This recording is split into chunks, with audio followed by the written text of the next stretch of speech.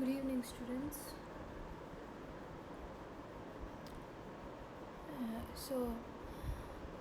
Is anyone ready to walk me through whatever process you have done till now in the case study? Like in the project, what I've been doing, just to get an idea.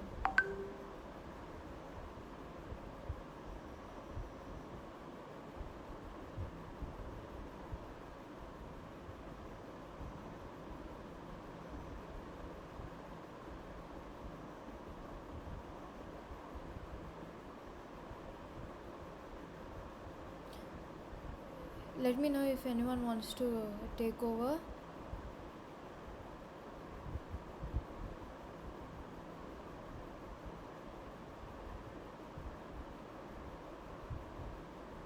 Shalini?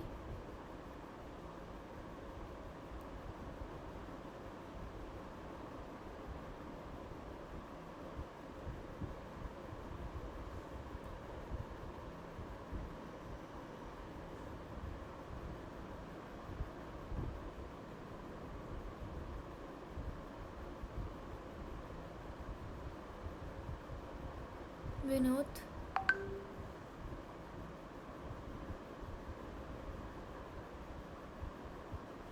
If not, then we can proceed with the class.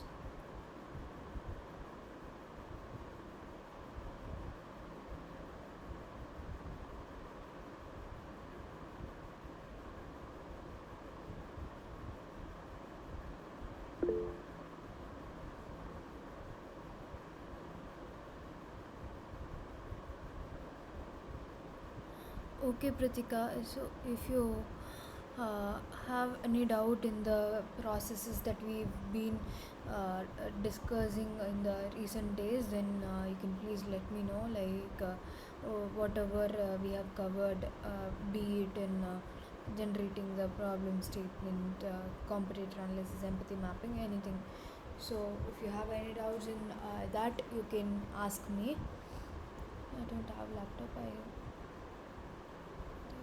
completed till completed. Okay, no problem, Shalini.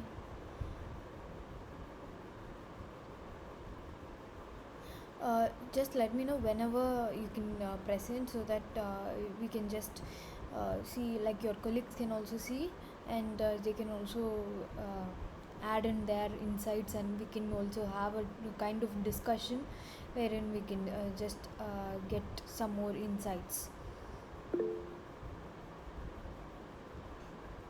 Yes, that's a really good start, Pritika. That's how usually we love to take the problem statement mostly from Reddit discussions, like Reddit, and they'll be discussing some of the problems, and even in Play Store reviews, users would point out their frustrations and pain points.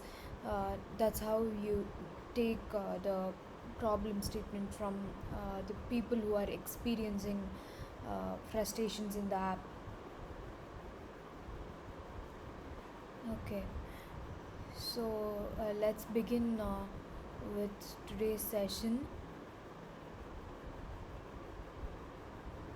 So we've been seeing the laws of UX. We have covered two laws. One was Jacob's law, and the other was Fitt's law. So Jacob's law emphasizes the importance of designing for familiarity, like the users will expect the websites to function similarly uh, from the experiences that they've got in the past. So that was about Jacob's law. And on the other hand, when it comes to Fitt's law, it suggests, like it states that the time it takes to reach a target is determined by the target size and distance. So for Jacob's law, an example is that placing the shopping cart icon in the top right corner of an e-commerce website is seem to be common in many e-commerce sites. So the users will also expect it to be in that place itself. Only then they'll find it easy to find their products that have been added to cart and complete their purchase. So this is an example of Jacob's law. And for Fitts law, in a mobile application, the navigation buttons should be larger and we should place them close to the content where the user can control. So this will improve the user's ability to quickly and accurately they can interact with the app. So there might not be any misclicks. So this was all about the two laws that we've been discussing in the last class.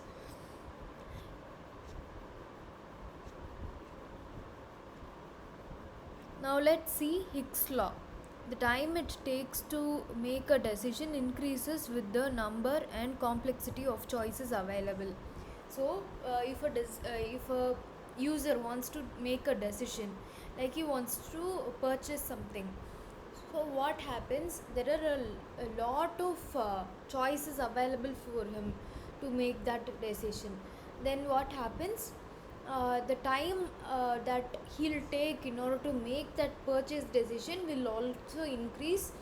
During that time, there might be chances that the user can drop off.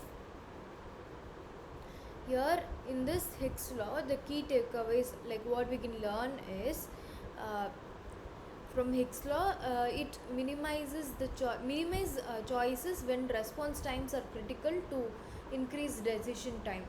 The choices that we are giving the user should be limited so that the response time will be important because the response time is also important to increase the decision time. So only if the response time, like the user has to quickly decide whether to buy it or not, only then he can make the purchase like impulse purchase. So that is why we are also giving some choices to the users, like uh, the car only 4 stock left. Sometimes for the if the product is running out, like it's going to be soon out of stock, then we'll say 4 stock left. And we can also give some limited timer offer. So these are the ways how we can make the response time quicker. Break complex tasks into smaller steps in order to decrease the cognitive load. So there might be a lot of information for the user to process. So what we need to do is we need to add the progress bar in the like he wants to um, purchase the product in the e-commerce website and he needs to fill out the forms. So we'll have to give the progress bar and each step we break down the number of fields that he needs to complete. I can also show you an example.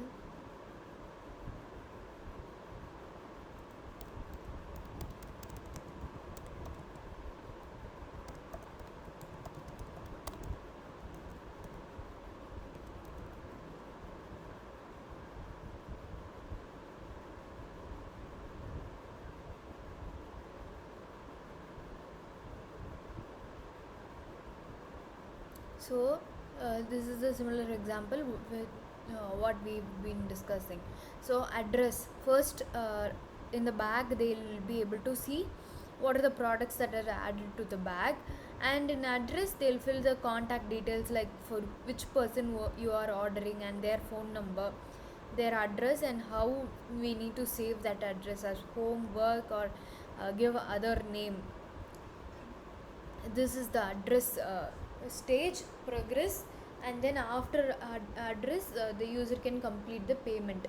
So in case we want to show all the information on a single page, then there will be cognitive overload, which means the user has to process a lot of information in single page itself, which might hinder him, like it might be difficult for him to uh, digest all the information together all at once, and then he might lose control. So that is why we are grouping the information based on the content and giving a suitable title for each of the content in each pages by naming it a progress bar. So this gives quick view, and also he can understand what information will be present in which page. So we are breaking down the complex task into smaller steps. So this will decrease the cognitive load. Avoid overwhelming users by highlighting recommended options. So uh, in the product listing page also, we should not uh, give so many recommendations. Like without having recommendations, we should not give so many similar products. If we are able to give the recommended option, then the user can have a choice, like they know what are the other ways, like they have the suggestions, so they need not process everything. Use progressive onboarding to minimize cognitive load for new users. So when it comes to new users, obviously they'll have uh, some time, like they'll need some time to understand the app itself. So that is why we are providing onboarding screens. So in the onboarding screens, we'll have to use the progress, like how many slides are there in the onboarding screens, that we need to show, like carousel, sliders, pointers, right? So this will help in minimizing the information overload for the new users. Be careful not to simplify to the point of abstraction. So we should also ensure that it is not so simple, like it's uh, so simple that it is to the point of abstraction. So here one of the primary functions we have as designers is to synthesize information and present it in a way that doesn't overwhelm the people who use the products that we design. So the core function, or what we need to do important, is that we should first consume all the information, and we need to present that information to the people in our app in such a way that it is not overwhelming them. The UX copy that we are writing should be as simple as it's understandable by our target users and almost everyone. So the major motto is to not create confusion, and it should not be repeated. It should be understandable by everyone.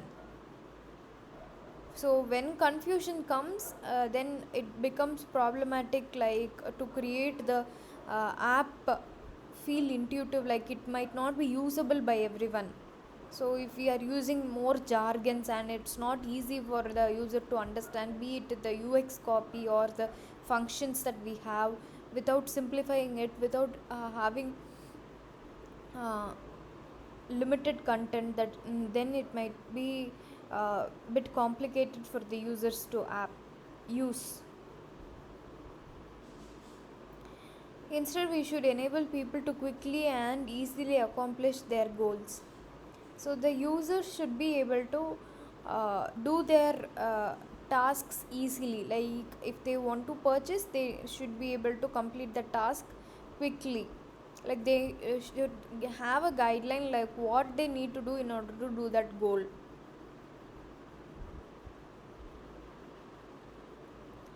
We risk causing confusion when we don't completely understand the goals and constraints of the people using the product or service.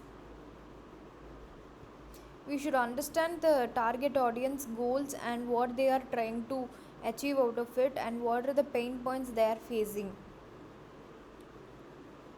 The user seeks to accomplish, so that we can reduce or eliminate anything that doesn't contribute to them successfully achieving their goal. So if there is any hindrance, like if there is any difficulty that is a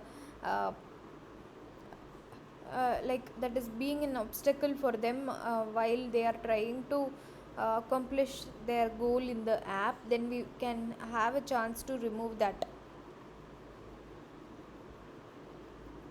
We in essence strive to simplify complexity through efficiency and elegance. So we are just trying to make the interface as simple as possible by simplifying all the complex elements. Like if the process is too hectic for the user to go through, then we are breaking down into steps. multiple steps can be easy, and grouping them will also be easy for the user to understand in which group each is.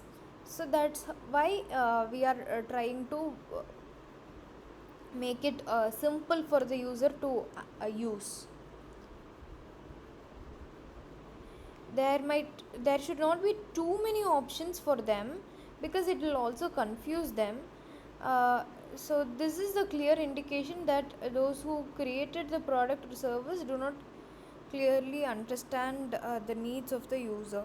So if there are too many options to present to the user, then they might feel overwhelmed. On the other hand, we prove ourselves as we did not research enough about the users. So during the user research itself, we might understand that what are the necessary options that will be preferred by the user, by our target audience. Based on that information itself, we can start designing the product. Even after collecting that user research information, if we are still presenting too many options to the user, then unnecessary confusion will be created among the users. Complexity in the sense, like difficulty in using the app is beyond the user interface. It is applied even to the processes, like the functionalities that we are trying to present as well. So if there is no clear information architecture that we are designing in the early stages, so if the information architecture is not clear, or if there are too many choices that the user has to make, then this can be obstacle when it comes to the user while he is trying to perform a certain task.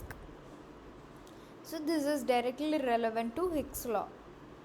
Hick's law is when the time it takes to make a decision increases with the number and complexity of choices available. So due to the choices available and the number of choices available, the decision will be increasing, like the decision time taken will be increased.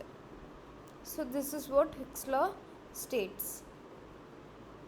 It's not just about decision making, but also how people perceive and process the design that we are creating.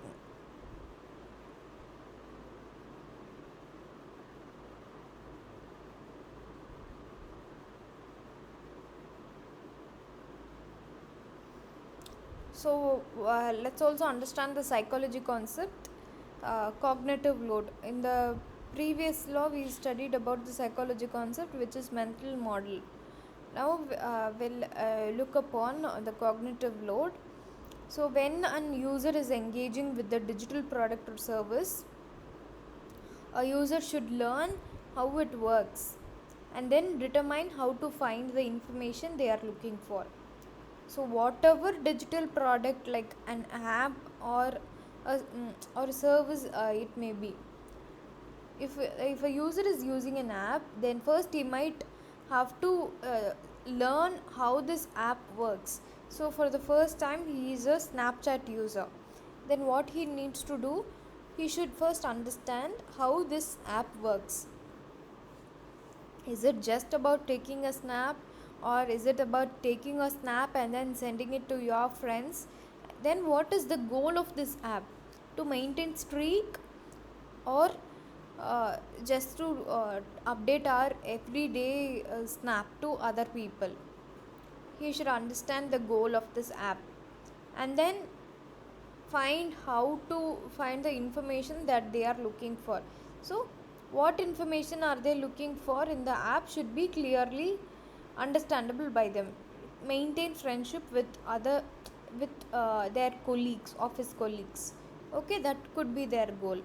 So they need to find the information how they can maintain that friendship.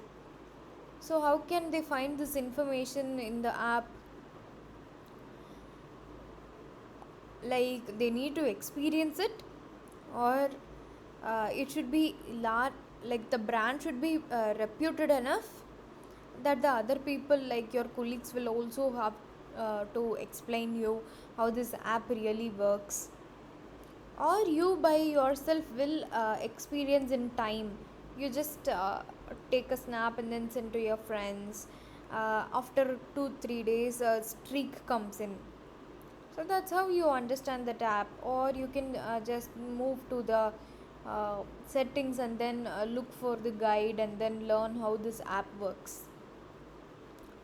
So this is uh, what they are trying to convey here. Understanding how to use the navigation or sometimes even finding it, processing the page layout. So, how is the page layout and what are the UI elements that we'll be interacting with, and entering information into forms all require mental resources. So, in order to understand how an app works, we'll have to figure out how the navigation works. Sometimes we also need to find out the navigation. So in which page we should find out. If we are using Snapchat, and we need to find out in which page are we currently in, where do we need to look for information about how this app works, and we also need to process the page layout, like is it going to be kind of message conversations, or is it going to be something like Instagram news feed. So we need to process the page layout and then we'll interact with the UI elements, like the components, or the message kind of thing, like each message. And we also need to enter the information in the forms. So this is the learning process which is happening. So the user must also maintain focus on what they intended to do in the first place. So what is the reason behind the user coming to Snapchat? So he should also focus on his intention, why he has come to Snapchat, to click an image and then send it to his friends about what he is currently doing. That might be the usual goal of a user in Snapchat, right? So, depending on how easy an interface is to use, the latter can be quite a challenge. So, if the interface is very easy to use, then it could also be quite challenging. The amount of mental resources needed to understand and interact with an interface is known as cognitive load. So, now, like the mental resources that we just saw, how we are interacting with the UI elements, processing the page layout. So these kinds of things uh, are needed to understand how this app works, and this is known as cognitive load. So they have also given an example for this. We can think it like in memory in the phone or laptop. If too many apps are running all together, then the battery begins to drain and the device also slows down, or the worst case would be it will crash. So here the amount of processing power available determines performance, and this depends on memory, a finite resource. Our brains work similarly. When the amount of information coming in exceeds the space we have available, we struggle mentally to keep it up. So, how are they comparing the phone memory or the laptop memory along with the brains? So, only a certain percentage of the information can be digested. Okay. So, in the phone also there should not be too many background apps running. If it goes like that, then what happens? The battery performance will be less, or it could also crash. On the other hand, the same applies for the brains as well. So, as humans, as users, the amount of information that we need to consume should be limited. It should not exceed the space that we have. If it exceeds, then what happens? We'll mentally break down, like we'll struggle to digest all the information, and there could be chances that the details that we learnt are will be missing, and we'll also begin to feel like too much information, like overwhelming feeling. So that is why we also need some buffer space, which means we need to have some space to understand. So that is why the cognitive information, like the cognitive memory, is important.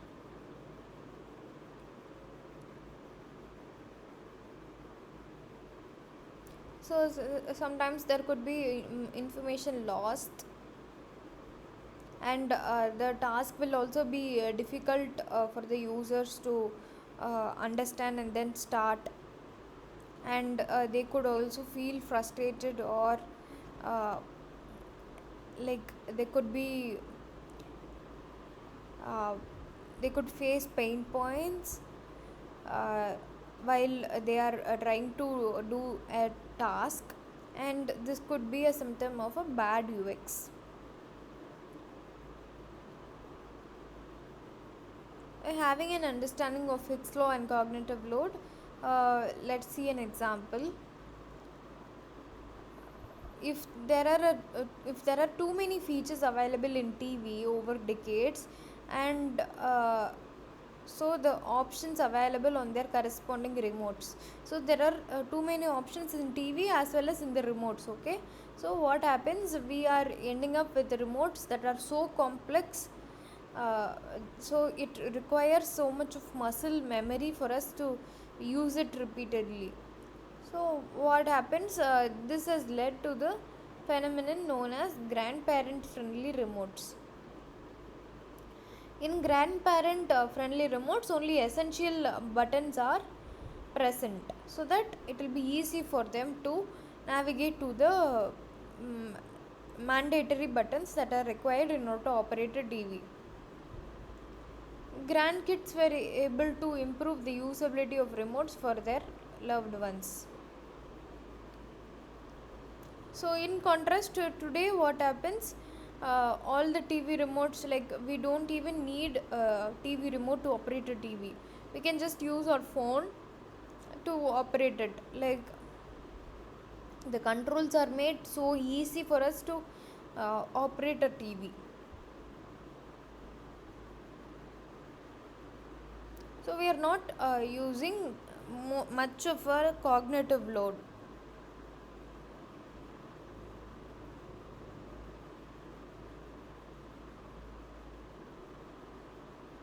So this is how only the important I can like the important things, essential things required in order to operate a TV are present.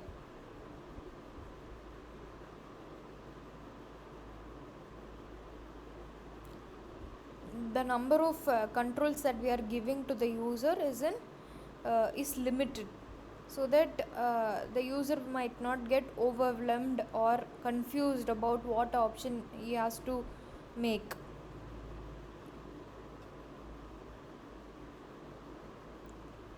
So these are some of the examples in Hick's law in the physical world. So now let's see how it works in the digital world. We have already seen a number that the number of choices available can have a direct impact on the time it takes to make a decision as a user. So for better experiences, we need to provide the right choices at the right time, instead of presenting all the choices to the users at all the time. So this example is relevant to Google search. They are filtering the results by uh, all images, videos, news, shopping, and more. So it's actually only after we begin the search, this helps us to uh,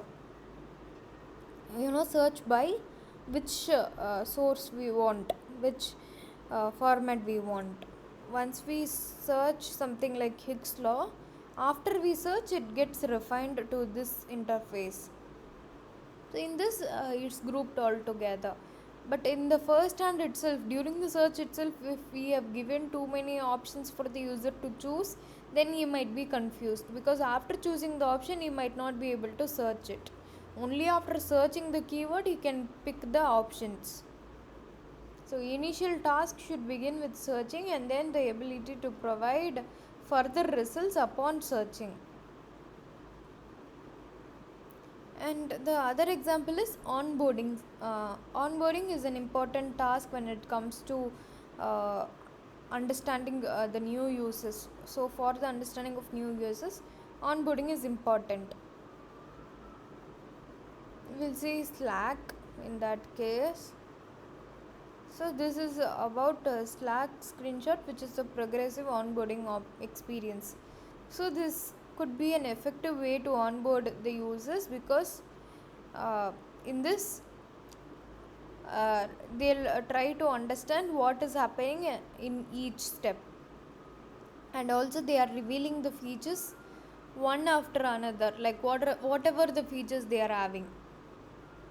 So this will help us help the users get to understand the features without feeling overwhelming, like without complicating them with too many features all at once.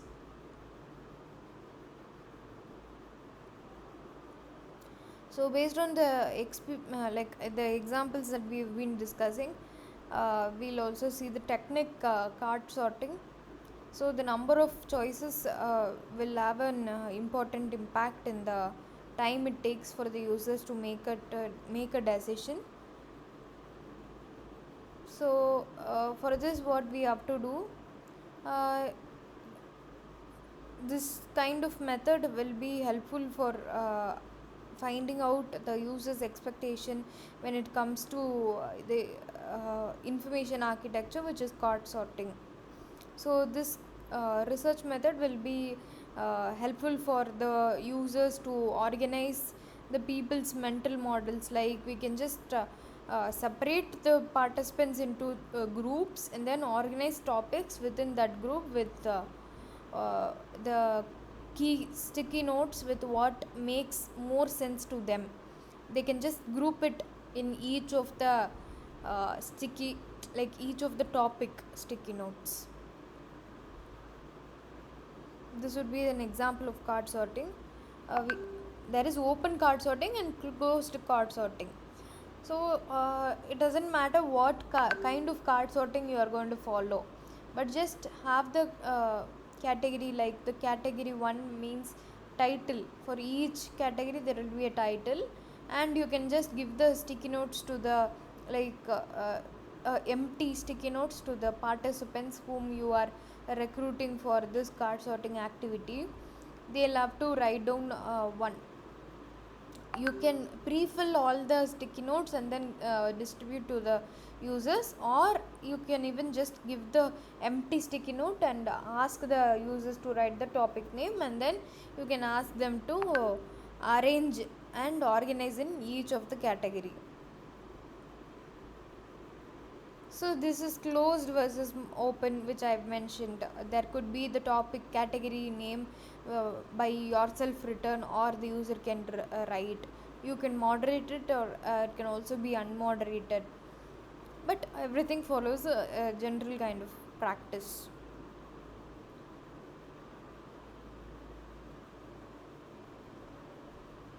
So that's all about the card sorting activity. And simplifying an interface or process helps to reduce the cognitive load for the users. So same like what we've been discussing. Once we simplify the interface, like we break down, like we group the things together, or we categorize them, then what happens, the cognitive load will be easy for the user to digest the information that is given to them, and they'll be able to complete their task quickly and achieve their goal. However, this is also important to consider, like there are even negative aspects for the user experience in this. Like they might not have the clear information or the action that what needs to be done or what are the next steps. Since we'll be making it more precise for the user to understand, we'll cut out all the unnecessary ones which they might actually feel is important. So they will search for where to find the critical or the specific information. A like a common example of this is the use of iconography. Like icons will actually communicate a lot of important information through actions like symbols. But if we are using too many icons, we might feel that it is cognitive overload, or uh, they are uh, accumulate, like they are having consuming too much space. Then uh, what we need to do is we need to rely on uh, the specific icons to convey certain meaning. Like instead of having a lengthy text, we can just put info icon, and then on hovering it we can show the information of what that actually means. Instead of having a lengthy text, it's advisable that we put the icons itself, so that it doesn't take up too much space, and it's also bit more easy for the users to recognize what that actually means. So this is the app bar in Facebook. They are having only the icons instead of having the text for each, so the user can quickly recognize what each means.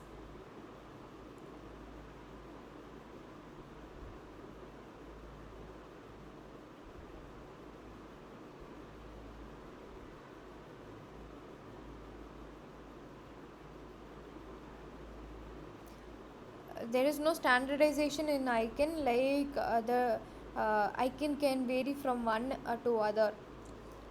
For example, the purpose of heart and star icons would be the same. They are typically indicate, like we know what heart and star means. It could either be bookmark or favorite or rate an item, but sometimes it may also be different, like it can be also a featured item.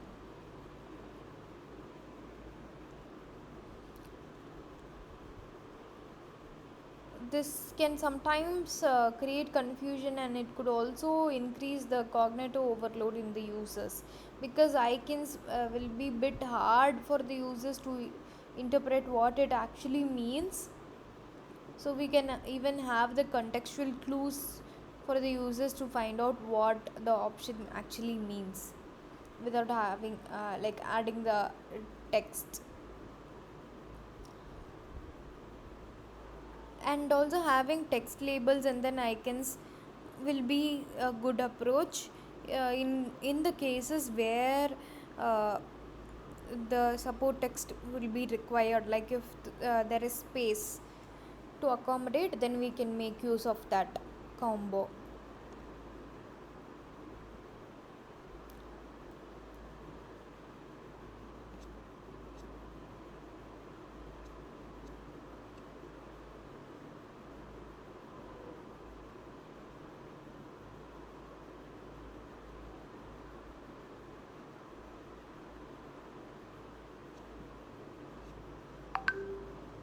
So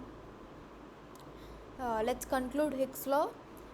This is a key concept, like this is an important concept in UX design, because it is the factor, like whatever we do we have to see, like the interface is not cluttered with too many actions, or if it's easy for the users to find the information that they are looking for, and if the cognitive load is in the right phase, and is the interface simplified, and is the process broken down for the users to understand without letting them to mentally strain, and are we adding the contextual clues for the users to quickly identify that there are options available. So each user should be able to uh, achieve their goal. So in order to do that, what is the process that they are going through, and in that process are is the steps reduced, or is it not helping them to achieve their goal? We need to think upon these lines. And the next one is Miller's law. the average person can keep only 7 plus or minus 2 items in their working memory. So, this is somewhat relevant to the previous cognitive load that we have been discussing.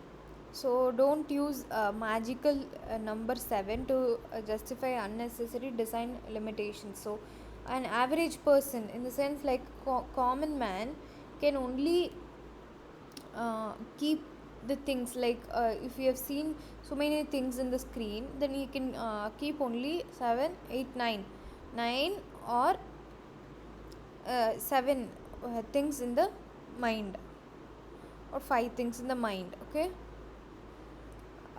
there can't be too many things running in his mind. He can't remember all the things. So that is why we are grouping content into smaller chunks, like smaller groups. So once we are limiting the information to smaller groups, then it will be easy for the user to process the information. He can also understand the information that he is seen in the app, and he can also memorize it quickly. Short term memory capacity will vary per individual.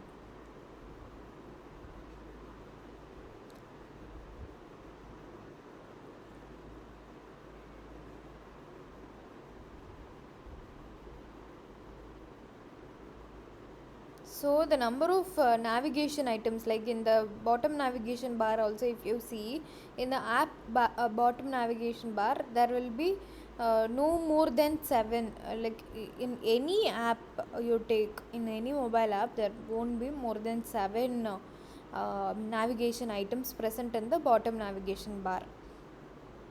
So if we are limiting the number of options available to the users, then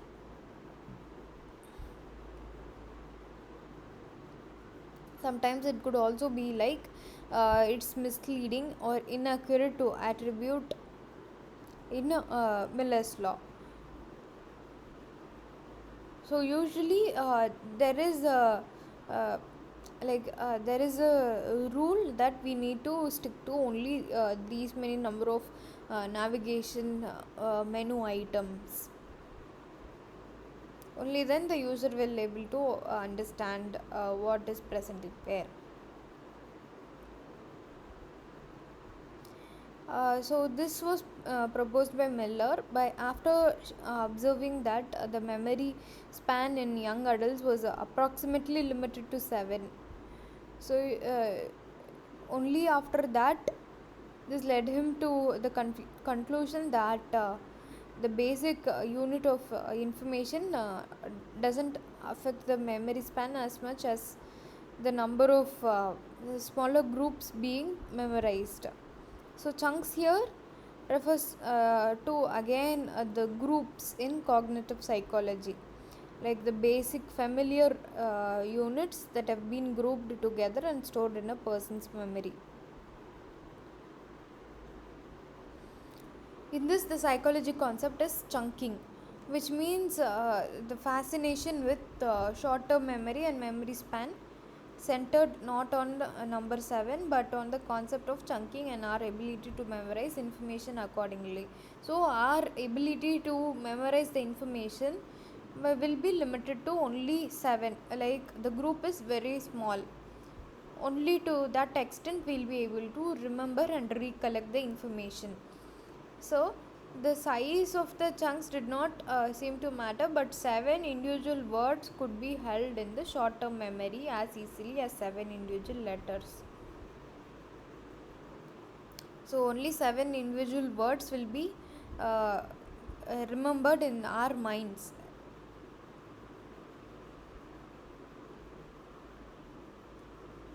So this will help us in retaining the information more effectively.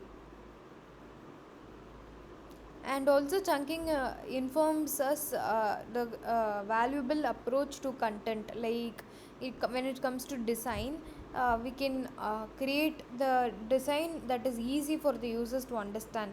Why it is easy to for the users to understand? Because they can quickly scan the content, and and they can also find the information that will that they are looking for, and which will also align their goals. So this and consume the information to achieve their goal more quickly. So what will help them in achieving their goal, and what will help them while they are trying to meet their goal? So we can just structure into the groups with clear hierarchy, so that we can align the information based on the user's intent. So chunking phone number, without chunking a phone number, there could be a lot of digits more than 7 that will be difficult for the users to progress. Like we can't process everything all at once. Even for phone number, we used to break it down like this. So a US phone number with and without chunking applied. So it's the US phone number here, 440, that is chunked down, and then 867 5309. So this is how the phone number is being chunked, like grouped together.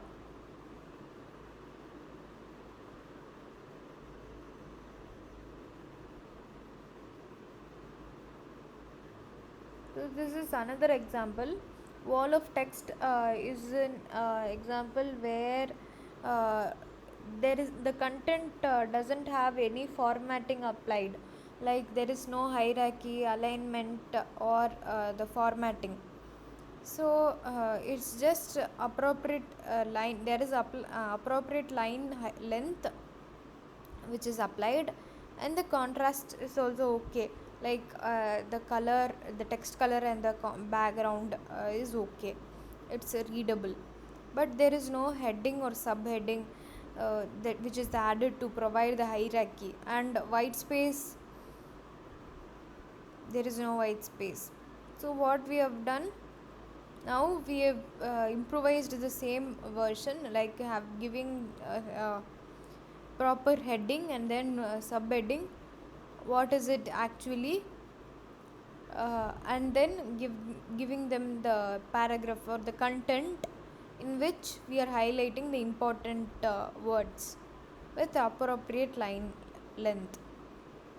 So this will also improve the readability, which the user will read more, and the links they can click and then view what it is, and the highlighted part will provide the user uh, that it is important. So this kind of grouping will help the user to understand what it is visually, and it will also make them quickly understand about the context of this page. So this is also a way how chunking can be applied. Chunking is basically about grouping the content, formatting. To, why formatting is also done, just to uh, make it more scannable and visually pleasing. So even here, if you see, it is information dense. The information is dense, and it's having too much of content that is clearly separated, so that it's giving a more scannable way, like the users can scan and read the information.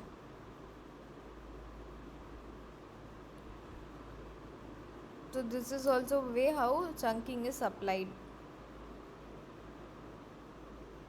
In e-commerce websites like Nike, in this also they are using the chunking method to group the information that is related to the product, like they are sharing the background or the border color, that is visually chunked by using the proximity together, like the color, men's shoe, the category, and the color of the product.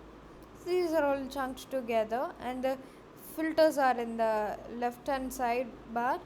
Even that is chunked together, like gender, what are gender is coming in, and when kids, they also have gender. So within this itself, what are the genders coming, and the other filters. So they are just grouping it all together. So the magical number 7. So Miller's law is occasionally misunderstood that there is a specific limit to the number of items that can be stored and processed in the short term memory at over time, and therefore the number of related interfaces should be limited to this range.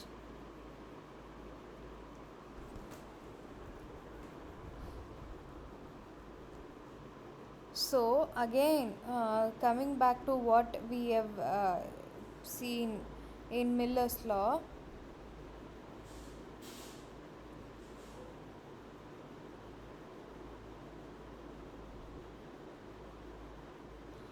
here uh, they are just the human brain can only process a limited amount of information all at once.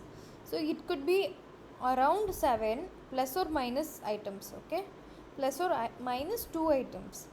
So this means that when we are designing the user interfaces and experiences, so it's important that we break down the complex information or the difficult information for the users to process into simpler and more manageable chunks, so that it will reduce the cognitive load and it will also enhance the usability.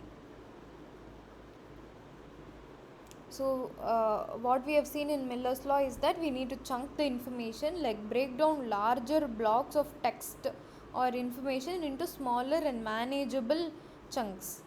We should use the headings, bullet points, visual cues, so that it will help us in organizing the information.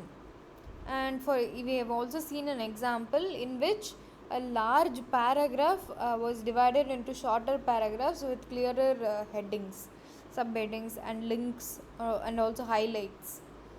And the second point is to limit the options. So there could be a larger number of choices presented to the user at a given amount of time. So we need to reduce the number of choices given to the users. And we should also design the navigation menus with limited number of items or groups, so that it will be in the logical category, like there could be only 5 or 4 in the navigation menu, okay? 7 is the highest. And we should also simplify the forms by only requesting essential information. One example that we saw was the TV remote for elderly, like grandparents TV remote, in that only the essential controls were given, so that it will not confuse the users. And we should also prioritize the information, like we should clearly indicate what is most important and what is less important. So this will help us in forming the visual hierarchy, so that it will draw the user's attention to what is the most important element which the user has to see. For example, highlighting the most important action buttons or features. For the primary button we are using the primary color, right? So how are we doing that? Because it is an important CTA that the user needs to see. Only for that reason we are providing the primary color for the primary CTA. So in the same way we need to prioritize all the information based on which is high prior information, which is medium priority information, and which is low or optional. Based on that we can fix the colors as well. We should also use consistent visual cues, like we should use consistent icons will also help us in saving some space, and using the icons will be a bit more easy for the users to find out the information, but make sure that you are using the commonly used icons, because it might also confuse the user, like heart, star, that could be confusing, right? So colors, layouts, this will also help the users in quickly identifying and understanding different elements, and this will reduce the cognitive effort required for the user to navigate in the interface. And onboarding is one example in which we saw how step by step manner focuses on the few essential functionalities at a time in the Miller's law, okay? And navigation menu is the second we have seen. I hope you guys are clear with the Miller's law.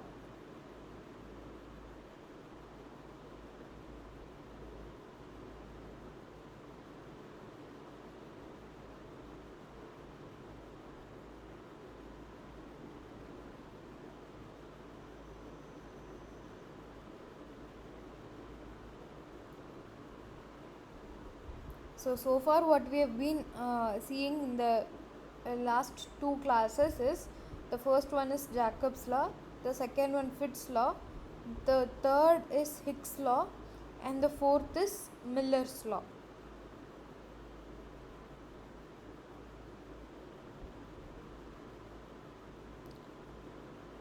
So I hope everyone is clear with what we have discussed so far.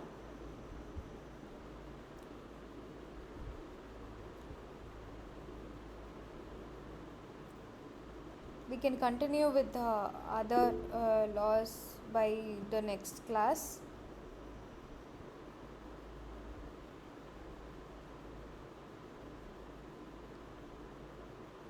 So once we get a better understanding on these laws, then it will be helpful for us when it comes to designing. So I'm taking one by one slowly so that we can just proceed forward. Yes, I'll share the PDF in WhatsApp after this class gets over.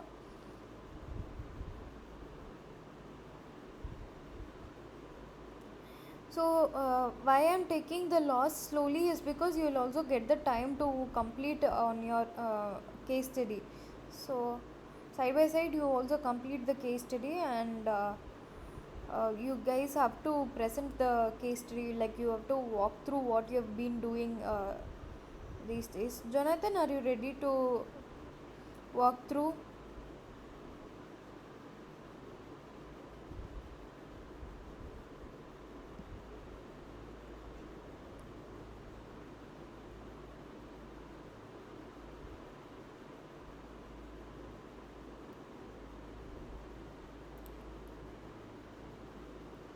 Okay, no problem. But whatever you have completed, also you can walk through. Else in the next class, you can just walk through. Like even if it's problem statement and empathy mapping, like till whatever you have completed, that one you can just take us through.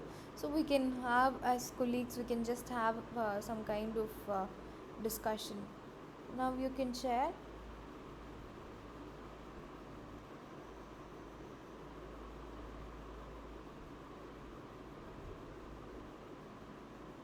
Yes, you can share now.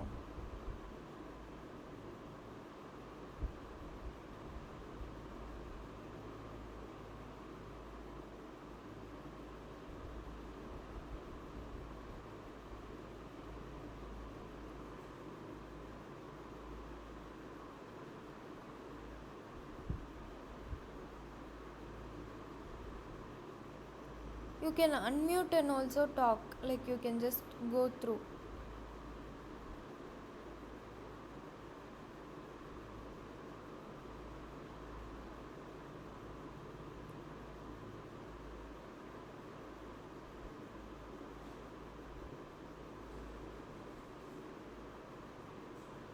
Jonathan, if you're talking something, your mic is in mute.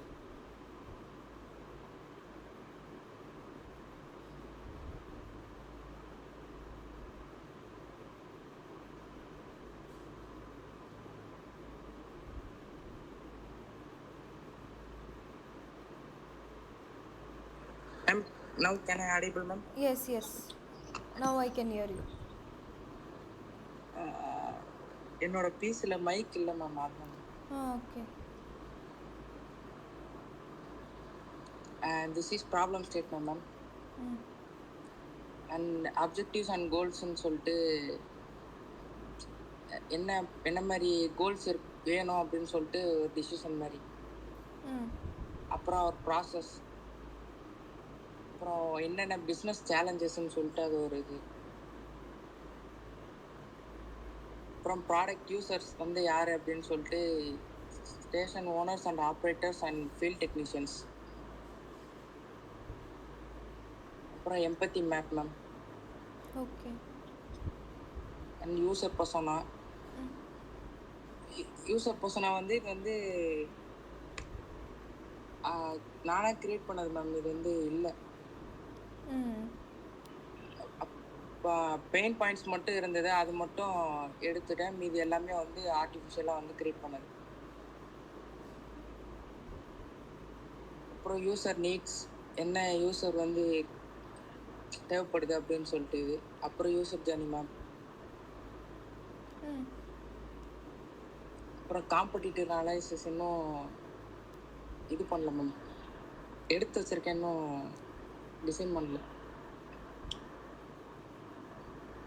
Okay.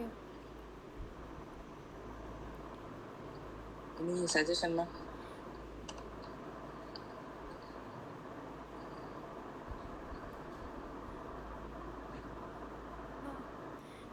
இப்போ EV charging station operator and இப்போ இதில் வந்து நீங்கள் user பர்சனாக ஆப்ரேட்டர்ஸ்க்கும் பண்ணியிருக்கீங்க, technician அவங்களுக்கும் பண்ணியிருக்கீங்களா? இப்போ யார் யூசர் பர்சனாகவும் எடுத்திருக்கீங்க?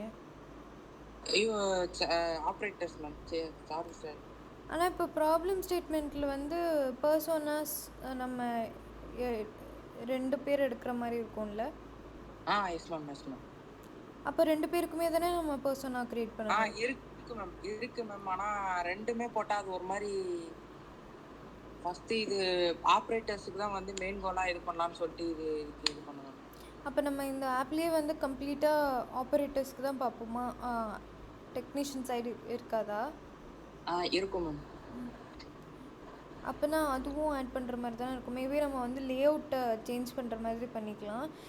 அதான் நான் சொன்னேன்ல, ஸ்டார்டிங்கே வந்து நம்ம கம்ப்ளீட்டாக கேஸ் ஸ்டடியில் எப்படி ப்ராப்பராக இருக்குமோ அந்த மாதிரி பண்ணாமல் தனித்தனியாக பர்சனாக்கு தனி ஒரு ஃபிக்மா பேஜ்லேயே தனித்தனி பேஜாக க்ரியேட் பண்ணி அதில் எல்லாத்துக்கும் தனித்தனியாக ஆட் பண்ணிட்டோன்னா அதுக்கப்புறமா எல்லாத்தையும் கன்சாலிடேட் பண்ணி ஒரு கேஸ் ஸ்டடியாக க்ரியேட் பண்ணுறது இன்னும் ஈஸியாக இருக்கும்.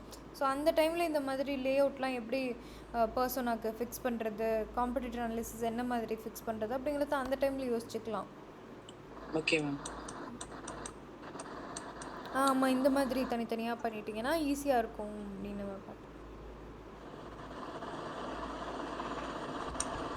Okay ma'am. அப்போ இது வந்து ஆப்ரேட்டர் தனியாக போட்டு அதுவும் பண்ணணும் ஆப்ரேட்டர். ஏன்னா அவங்களுக்கும் நீங்கள் சொல்யூஷன் ப்ரொவைட் பண்ண போகிறீங்கல்ல டிசைனில், ஸோ அவங்களோட பர்சனாகவும் ஆட் பண்ணணும். பட் சின்னதாக இவ்வளோ பெருசாக போடணும்னு எல்லாமே ரொம்ப டீட்டெயில்டாக போடணும்னு இல்லை.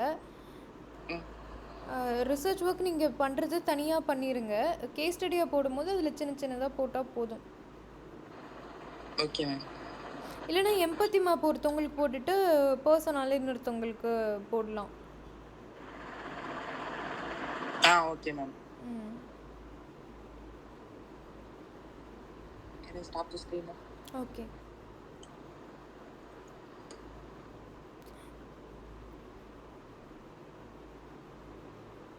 Okay guys, then thank you. We'll see you in the next class tomorrow.